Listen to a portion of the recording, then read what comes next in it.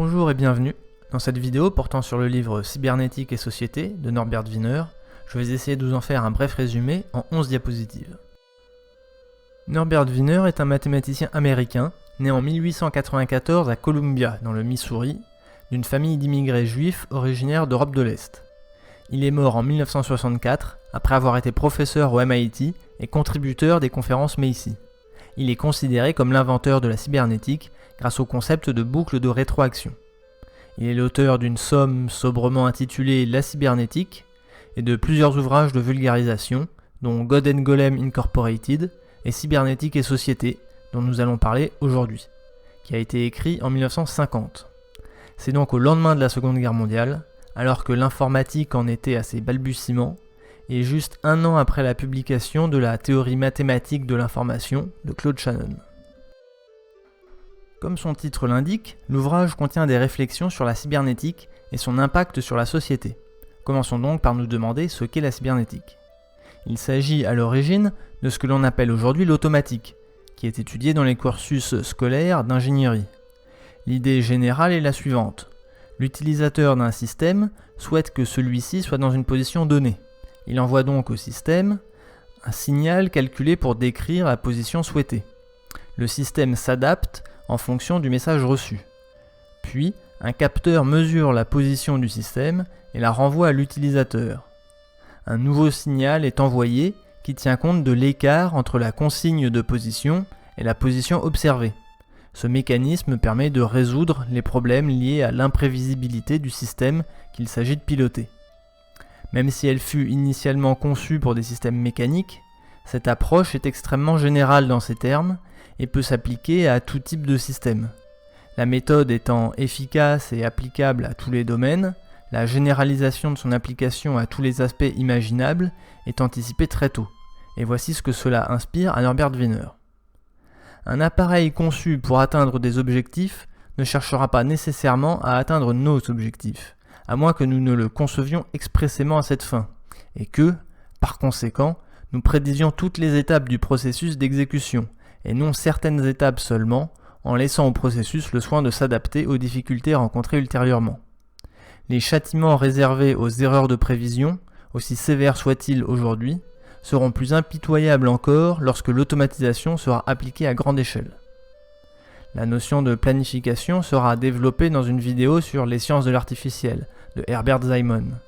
Il apparaît déjà qu'elle est impactée car la boucle de rétroaction permet de s'abstraire de la nécessité d'une bonne prédiction. Si le système s'écarte de notre objectif, parce que la prédiction était mauvaise, la boucle est conçue pour permettre de réduire l'écart. Il est donc possible de court-circuiter les niveaux d'anticipation et de planification intermédiaires pour tout embarquer dans une suite de boucles de rétroaction imbriquées où il existe un seul donneur d'ordre. Le problème décrit par Norbert Wiener survient lorsque cet unique donneur d'ordre, chargé de donner une consigne, se trompe dans la description de son projet. Il me semble pertinent de garder cette citation à l'esprit à chaque fois qu'une crise économique apparaît et qu'on entend les experts la justifier par une optimisation des chaînes logistiques ou des chaînes de production qui provoque une crise au moindre grain de sable. Parmi les domaines d'application de la cybernétique, Norbert Wiener choisit de s'étendre sur la marchandisation de l'information. Voici ce qu'il en dit. Dans le milieu américain, les questions d'information sont appréciées selon un critère standard. Une chose vaut comme marchandise parce qu'elle rapporte sur le marché libre. Ce n'est pas à moi d'ergoter sur la moralité ou l'immoralité, la grossièreté ou la subtilité de cette attitude mercantile, mais j'ai le devoir de démontrer qu'elle conduit à l'incompréhension et au mauvais traitement de l'information et des notions qui en dépendent. L'information ne pourrait pas être comparée aux autres marchandises parce qu'elle ne serait pas stockable. Voyons comment Norbert Wiener développe son idée. L'information ne peut pas se conserver facilement, car la quantité d'informations communiquées est liée à l'entropie, quantité non additive, et en diffère par son signe algébrique et un facteur numérique près. Tout comme l'entropie tend à croître spontanément dans un système fermé, l'information tend à décroître. Tout comme l'entropie est mesure de désordre, l'information est mesure d'ordre. Information et entropie ne se conservent pas et ne peuvent également pas être considérées comme marchandises. Il faut faire attention à ce que l'on appelle information. Warren Weaver avait déjà prévenu contre l'ambiguïté de ce terme. L'information dont parle Claude Shannon, et qui ne peut se conserver, désigne un flux transféré d'un émetteur vers un récepteur via un canal. Cela ne désigne pas les données stockées sur un serveur. Les données, collectées par des API ou des applications, sont stockées et peuvent être considérées comme des marchandises. Elles peuvent ensuite être exploitées par une intelligence humaine ou artificielle qui générera un flux d'informations à des fins de promotion commerciale ou de propagande politique. Ce sont ces flux qui ne peuvent pas être stockés. La cybernétique a bousculé de nombreux domaines et provoqué une sorte de révolution qui se poursuit encore aujourd'hui. Cette révolution cybernétique est-elle comparable à la révolution industrielle issue de l'invention de la machine à vapeur ? Voyons d'abord ce que Norbert Wiener pense de la révolution industrielle. La révolution industrielle a remplacé l'homme et l'animal en tant que source d'énergie, sans exercer une influence aussi considérable sur les autres fonctions humaines. Le travailleur qui manie la pelle ou la pioche pour gagner sa vie fait figure de glaneur derrière le bulldozer. Pour tout ce qui importe, l'homme qui n'a rien d'autre à vendre que sa force physique n'a rien à vendre que l'on puisse valablement acheter. La révolution industrielle aurait donc rendu obsolète une partie des travailleurs manuels, qui ont été remplacés par des machines dans le système de production.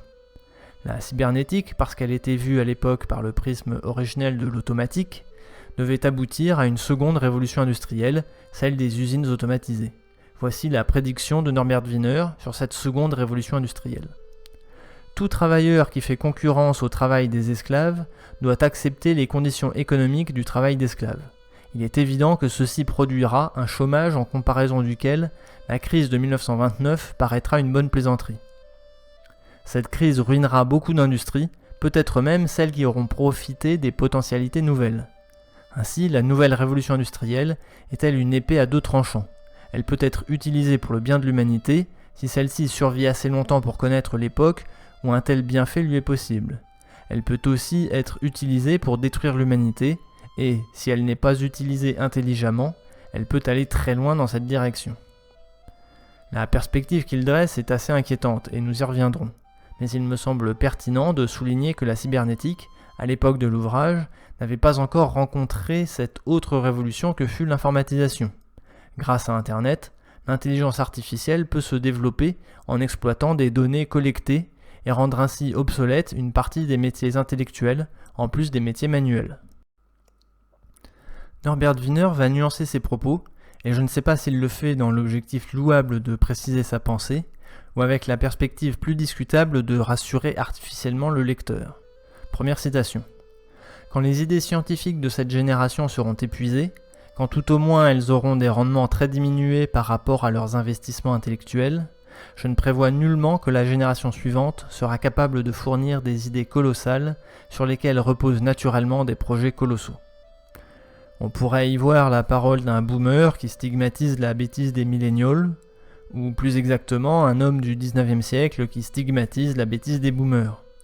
Mais elle laisse deviner que la révolution cybernétique serait arrêtée, ou tout du moins freinée, par la bêtise des générations successives qui ne seraient plus capables de la pousser à son terme. Autre citation. « La domination de la machine présuppose une société au dernier stade de l'entropie croissante, où la probabilité négligeable et où les différences statistiques entre individus sont nulles. Nous n'avons pas encore, heureusement, atteint un tel état. » Cette utilisation de l'entropie me semble extrêmement discutable. Dans le contexte physique, la loi sur la croissance de l'entropie ne s'applique qu'aux systèmes fermés qui n'interagissent pas avec l'extérieur. Or la société et les individus qui la composent consomment des fruits et légumes et de la viande qui sont extérieurs à la société humaine. Et dans le contexte de l'information, il faudrait considérer que la société est le message et que les individus en sont des briques élémentaires. Mais alors, quelle serait la source, le transmetteur, le canal, etc. Et peut-on sérieusement réduire une personne humaine, avec toute sa complexité, à un simple bit d'information ? Cette utilisation approximative de l'entropie peut s'expliquer par la volonté d'apporter un argument à l'apparence scientifique en faveur d'une philosophie politique aux accents eschatologiques.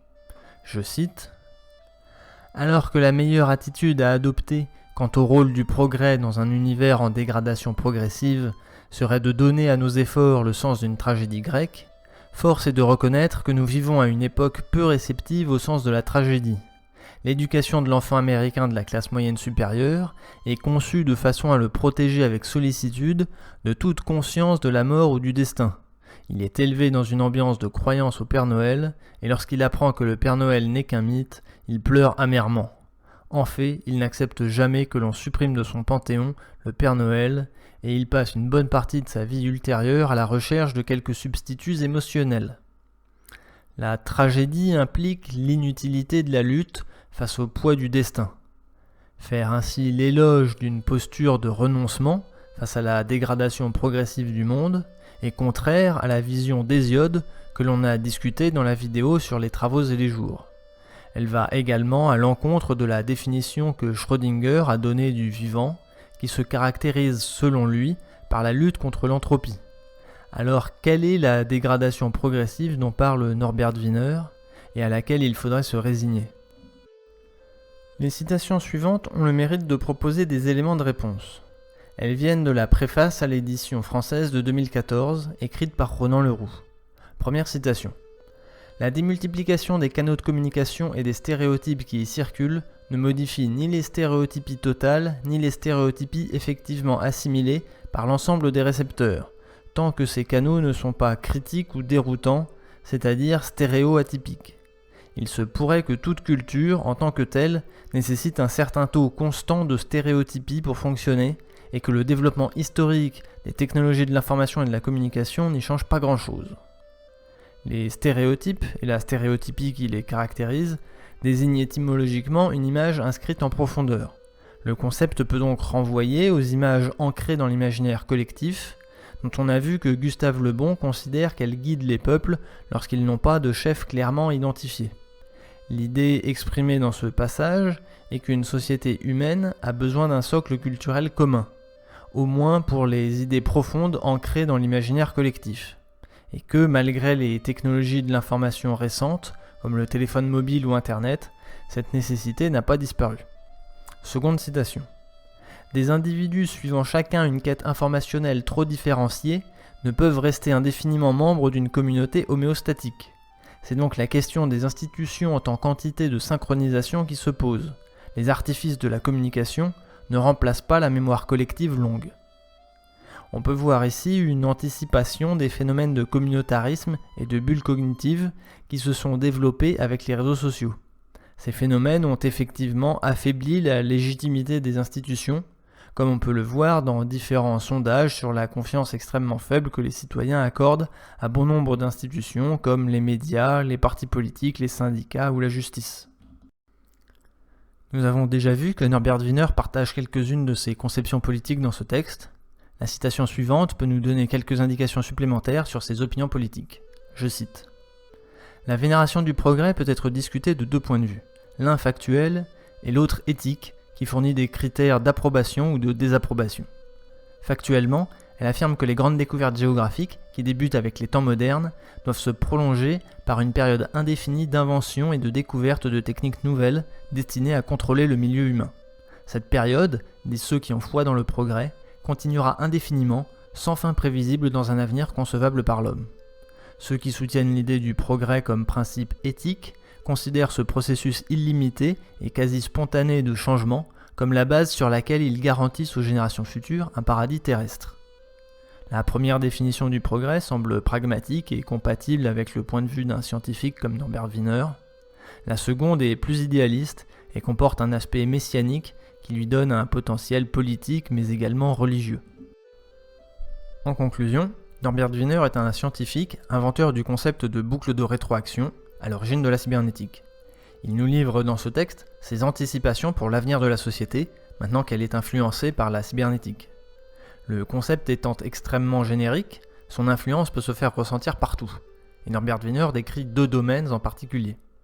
Sur le plan économique, il s'attend à une seconde révolution industrielle, dont on a vu qu'avec l'avènement de l'informatique, elle pourrait avoir un effet supérieur à la première révolution industrielle.